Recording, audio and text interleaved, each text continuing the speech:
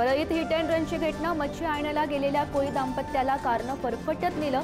महिलेचा जागीच मृत्यू, चालक मात्र फरार।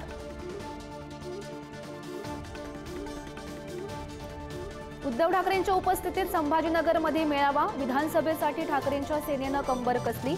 दौऱ्यांचा धडाका।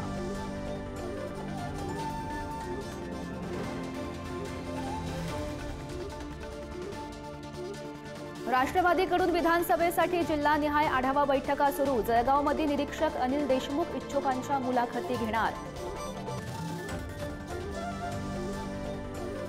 मनोज जरांगे परभणी दौऱ्यावर। हिंगोलीनंतर आज परभणीतही रॅलीचं आयोजन। सगळे सोयऱ्यांच्या अंमलबजावणीवरही ठाम। दुधाच्या दरासाठी सलग तिसऱ्या दिवशी निलेश लंकेंचं आंदोलन सुरू। आज जयंत पाटील आणि सुप्रिया सुळे आंदोलनाला भेट देणार। विधानसभेसाठी सोलापूरमध्ये काँग्रेसची जोरदार तयारी।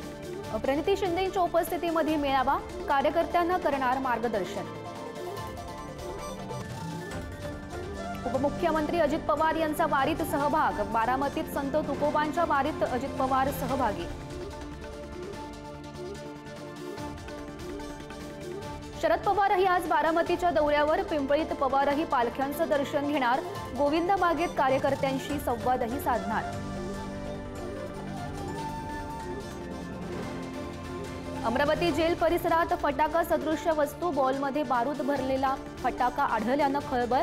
पोलिसांचं रात्री जेलमध्ये सर्च ऑपरेशन। मुंबईसह उपनगरांना रात्रभर मुसळधार पावसानं झोडपलं। कोकण पश्चिम महाराष्ट्रातही जोर कायम। दिवसभर संततधार राहणार।